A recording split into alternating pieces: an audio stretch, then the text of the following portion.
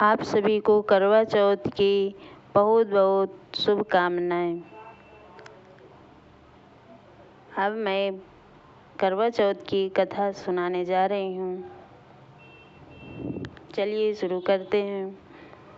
बहुत समय पहले की बात है।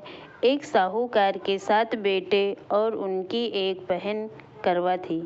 सभी सातों भाई अपनी बहन से बहुत प्यार करते थे, यहाँ तक कि पहले उसे खाना खिलाते और बाद में स्वयं खाते। एक बार उनकी बहन ससुराल से मायके आई हुई थी। शाम को भाई जब अपना व्यापार व्यवसाय बंद कर घर आए तब देखा उनकी बहन बहुत व्याकुल थी। सभी भाई खाना खाने बैठे और अपनी बहन से भी खाना खाने का आग्रह करने लगे, लेकिन बहन ने बताया उसका आज करवा चौथ का निर्जल व्रत है और वह खाना सिर्फ चंद्रमा को देखकर और उन्हें अर्घ्य देकर ही खाना खा सकती है। चूँकि चंद्रमा अभी तक निकला नहीं है, इसलिए वह भूख और प्यास से व्याकुल हो उठी है। सबसे छोटे भाई से अपनी बहन की हालत देखी नहीं जाती और वह दूर पीपल के पेड़ पर एक दीपक जलाकर चलनी की ओट में रख देता है। दूर से देखने पर ऐसा प्रतीत होता है कि जैसे चतुर्थी का चांद उदित हो रहा है। इसके बाद भाई अपनी बहन को बताता है कि चांद निकल आया है, तुम उसे अर्घ्य देने के बाद भोजन कर सकती हो। बहन खुशी के मारे सीढ़ियों पर चढ़कर चांद को देखती है, उसे अर्घ्य देकर खाना खाने बैठ जाती है। वह पहला टुकड़ा मुंह में डालती है तो उसे छींक आ जाती है, दूसरा टुकड़ा डालती है तो उसमें बाल निकल आता है और जैसे ही तीसरा टुकड़ा मुंह में डालने की कोशिश करती है तो उसके पति की मृत्यु का समाचार उसे मिलता है और वह बौखला जाती है। उसकी भाभी उसे सच्चाई से अवगत कराती हैं कि उसके साथ ऐसा क्यों हुआ।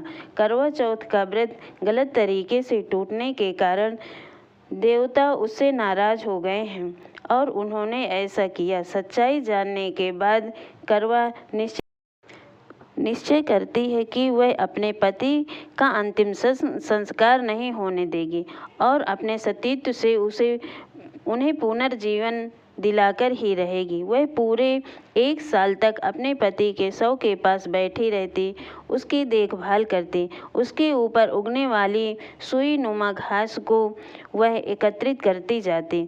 1 साल बाद फिर करवा चौथ का दिन आता है। उसकी सभी भाभियाँ करवा चौथ का व्रत रखती हैं। जब भाभियाँ उससे आशीर्वाद लेने आती हैं तो वह प्रत्येक भाभी से यम सुई ले लो, पिय सुई दे दो, मुझे भी अपनी जैसे सुहागन बना दो, ऐसा आग्रह करती हैं। लेकिन हर बार भाभी अगली भाभी से आग्रह करने का कहकर चली जाती हैं। इस प्रकार जब छठे नंबर की भाभी आती है तो करवा उससे भी यही बात दोहराती है।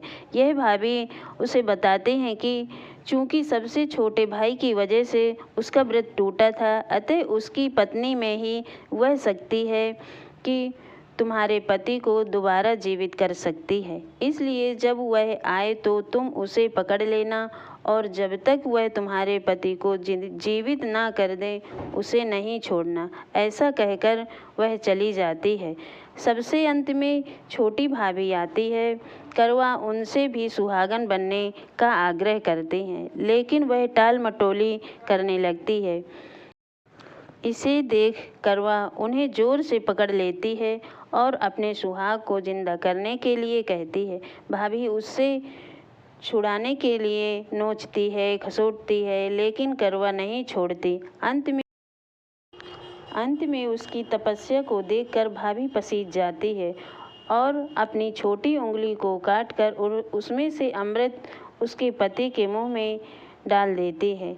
करवा का पति तुरंत श्री गणेश कहता हुआ उठ बैठता है। इस प्रकार प्रभु कृपा से उसकी छोटी भाभी के माध्यम से करवा को अपना सुहाग वापस मिल जाता है। प्रेम से बोलो करवा माई की जय। यदि आपको वीडियो अच्छी लगी हो तो प्लीज़ लाइक एंड सब्सक्राइब ज़रूर करिएगा।